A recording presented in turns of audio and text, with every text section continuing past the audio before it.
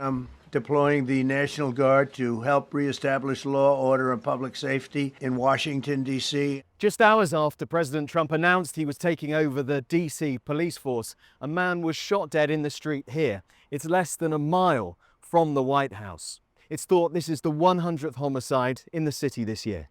800 troops from the National Guard are going to be deployed. I don't think it's going to really solve anything. There's a risk of it aggravating society here. Public safety is a concern for everybody, and if their perspective is to create a sense of security, I'm not opposed to that. Our capital city has been overtaken by violent gangs and bloodthirsty criminals. But is crime here really that bad?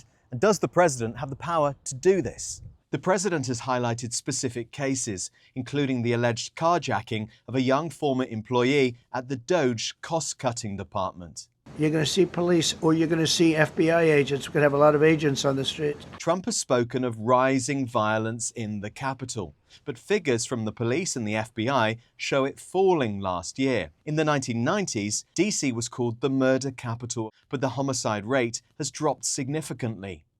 Washington's rate is higher than average, but below some other major US cities.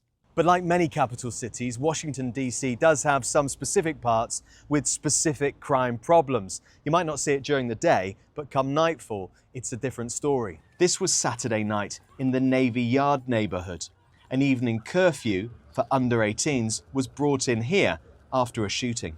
I think that the right approach is not to be heavy-handed. So sending in 800 National Guard troops. That's overkill. That's definitely, I mean, what that really says, that's what you do for civil unrest. Trump did deploy 5,000 members of the National Guard to cover protests after George Floyd's death, but did not during the January the 6th Capitol riot. There are always police around the White House, notably the Secret Service. But does the occupant of this place have the power to take over the city's police force?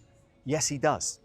It's because DC, the District of Columbia, is not a state, where a governor would normally hold that power. The president says his measures will stay in place until law and order has been restored. What impact will they have?